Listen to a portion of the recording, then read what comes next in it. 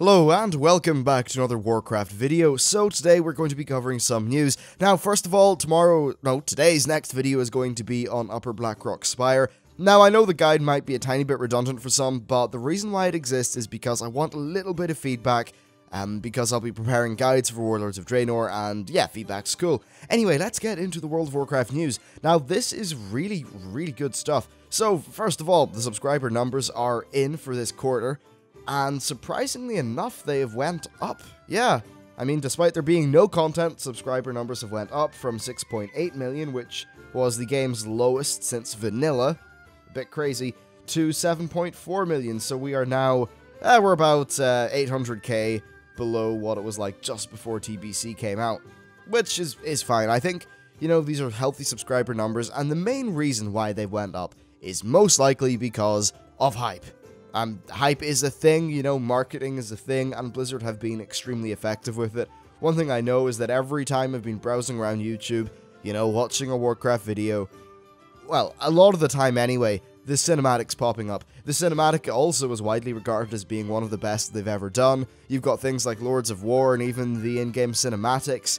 All these things have really been building up quite a good image. Also, I've noticed that a few news outlets have certainly been, you know, covering most of the World of Warcraft news, like PC Gamer and people like that. So all that stuff's been good. I think also it's definitely been communicated that World of Warcraft, or at least, you know, Warlords of Draenor, is a bit of a modernization with the classes being tweaked, the new models. Certainly the visual upgrade is quite apparent. So I think all these things really just communicate to people that what we're going to be getting is a bit more shiny and new than what they might have been used to.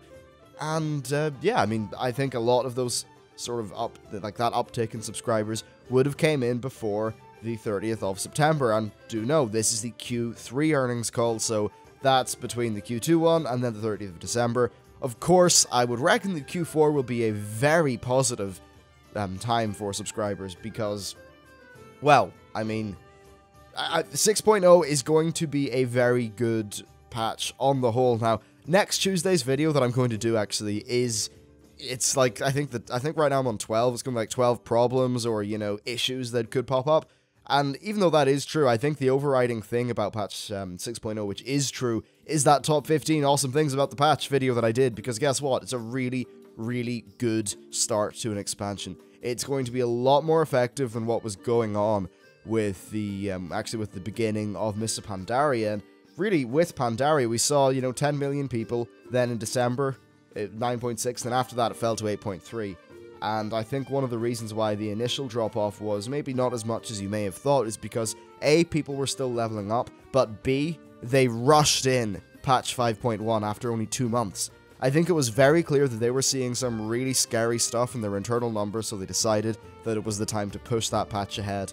And then, of course, you know, throughout the rest of Mists of Pandaria, they kind of fell to about 7.6 million, then went up to 7.8, then down to 7.6, and then, of course, fell to 6.8, but now we're back at 7.4 million, and yeah, I mean, things are going pretty well. Another thing that I think is worthy of talking about is that I'd say a lot of people, maybe during just the periods of time that went on, maybe switched over to ESO or WildStar, or maybe thought they'd give those a try for a while.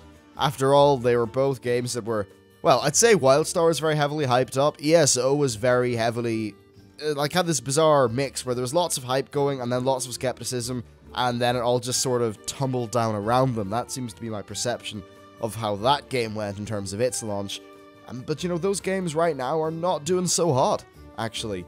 You've got WildStar, which is doing server merges. Everyone I know who either played or still plays WildStar says that the game just feels dead. And in terms of their endgame content, while the raids are very good, apparently, you know, their ventures, which are the same as scenarios, are kind of just a bit of a boring slog, and in general, there just seems to be loads of problems with bugs and stuff. So with that game maybe not meeting some expectations for some people, with ESO doing the same, and there not really being much on the horizon until EverQuest Next, I think a lot of people have just thought, well, I suppose we're kind of stuck with Warcraft, aren't we? It does look like this is going to be the only sort of major MMO that people are particularly going to care about, at least to the scale that Warcraft currently has. I mean, sure, we've got things like Final Fantasy 14, which actually is doing very well. you know, more power to them. I think they're keeping like a stable 1 million subs. So, yeah, it's, you know, the MMO landscape is interesting at the minute. I think that World of Warcraft is certainly going to grow for Warlords of Draenor, and I don't think we're going to have as fast of an initial drop-off. Though I do think there will be some problems with 6.0, I'll talk about them next Tuesday, but still, I think on the whole, it should be a good uptick, and I'd say that we won't lose a colossal amount of subs during this expansion. I mean, just looking at the Mists of Pandaria results, we started off with 10 million, then within 3 quarters, we were down to 7.7 million, but then it stagnated for, like, I don't know, 5 quarters or something. So, what that tells you is, the start of Pandaria was awful in terms of keeping players in the game. But you know what? 5.2, 5.3, and 5.4, at least until, of course, 5.4 was extremely old, did a very good job.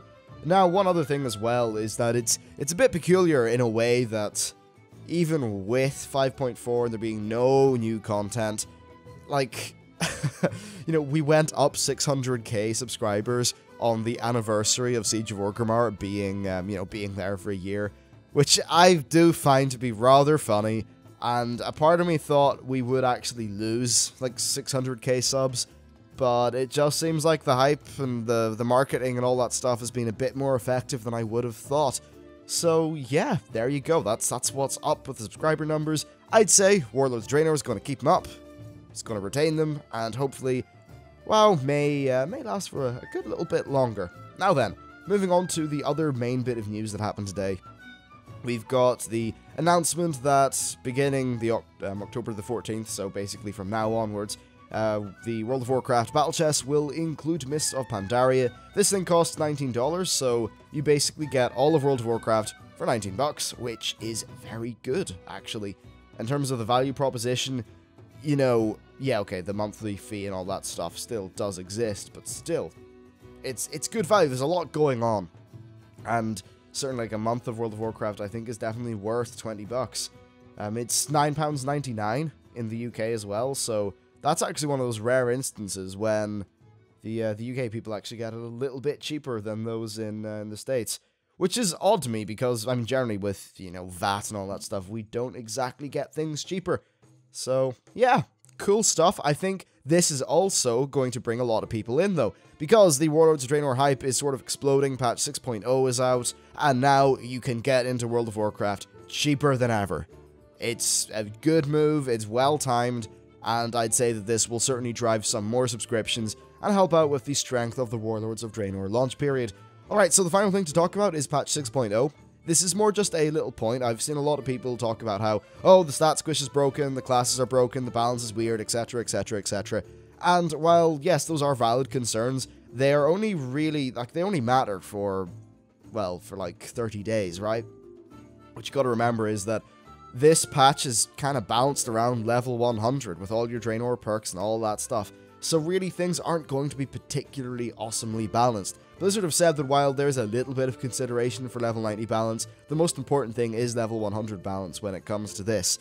So because of that, like, if you're saying your class is broken, it probably isn't, and it probably won't be. Well, okay, it might be a bit weird now, but it probably won't be by the time you level up to 100 and you get all your various things. Now, in terms of other things, there have been some balancing issues with mobs in various places, and a lot of people have said, well, hey, you know, you PTR tested this, why the hell are there still bugs?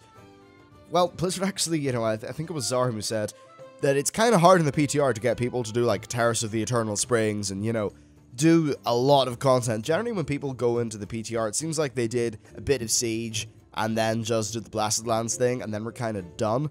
So while the PTR is great for things like making sure the client doesn't crash and giving, you know, error reports like that, sometimes it's hard to get people to test a complete, like, wide variety of content.